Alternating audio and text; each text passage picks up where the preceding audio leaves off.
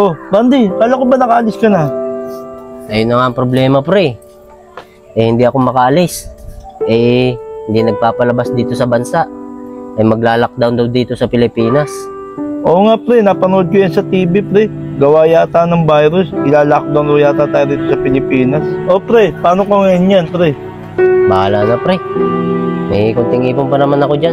Hindi naman siguro magtatagal yung lockdown na yan, pre. Siguro nga, pre. Hindi rin talaga magtatagal yan.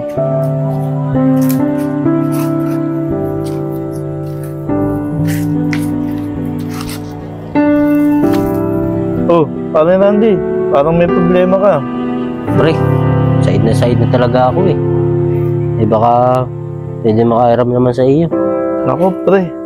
Wala akong pera ngayon dito, pre. Yung nakuha ko sa ayuda, kaso na kay misis na lahat.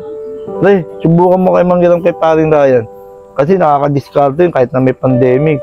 Pre, nakakaya naman kay paring Ryan.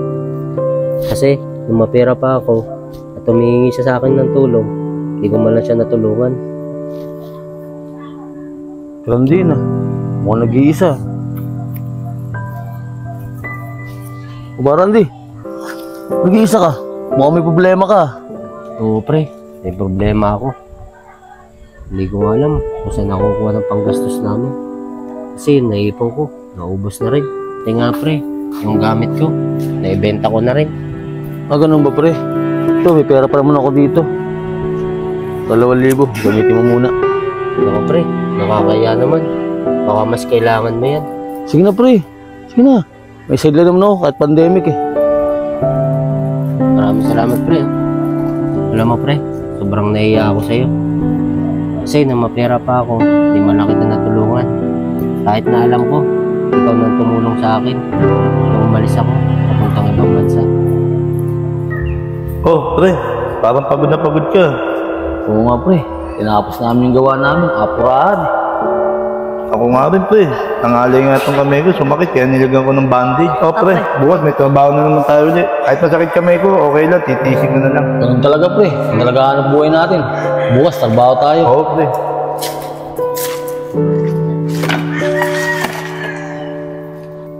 Randy, mukhang malalim yung iniisip mo. Mukhang may problema ka. Sabihin mo lang, baka meron kami may tulong ni paring Ryan sa'yo.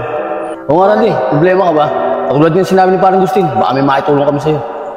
Oo, mga pre, may problema ako. Isang good news, saka isang bad news. Tinawagan na nga ako ng agency ko eh. Kuha na daw ako ng passport ko para makatuloy na ako sa ibang bansa. Ayos nga yan, pre. Good news yan. Oh, pre, good news. Ano naman yung bad news mo? Pre, yung bad news, kulang kasi yung pera ko pampuha ng passport. Wala man ako mahiraman sa kamag-anak ko. Ano kayang gagawin ko na ito?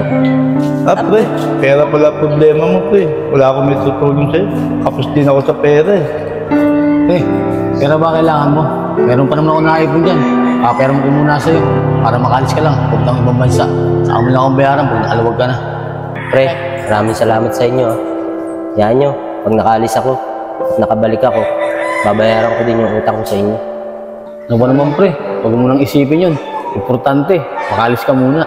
Pre, maraming salamat sa inyo. Yan nyo, tatanawin ko itong utang na loob ko sa inyo. Ganda ng video ko ah. Uy, si paring Ryan yun ah. Paring Ryan! Oy! Oh, bakit ang Gustin? Paring Ryan, tingnan mo yung pinadala kang libro ni paring Randy. Ang ganda oh, mukhang mamahalin ah. Ikaw ba, pinadala ka ba niya? Ganun ba, pre? Pinadala ka pala niya. Ako, wala namang pinadala sa akin. Oh, pre, bakit di kanya pinadalan? Di ba ikaw yung nakatulong sa kanya? Dapat nga ikaw unang-unang pinadalan niya ang ginatong bilol. Mamahalin. Okay lang yun, pre. Hindi naman ako humingi ng kapalit sa mga tinulong ko sa kanya. Paano? Bibili muna ako ng bigas. Sasayang pa ako eh. Pre, maraming salamat sa pag-load mo sa amin. Busog na busog kami ng anak ko. Mamukhang mamahal pa yung kinahinan natin yun ah. Ganun talaga, pre, pag galing abroad. Alam mo na, mapera. O bukas ulit, pre, ha? O sige, pre. Tara na. Tara. Uy, parang hindi. Nakauwi ka na pala.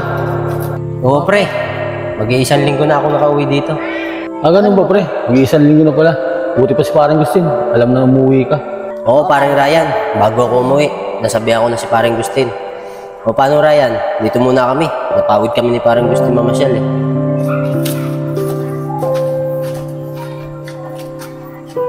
Paring Randy, ang sarap ng inuman natin kagabi ah. Pati pulutan natin sa sarap. Nalasing ako ng todo.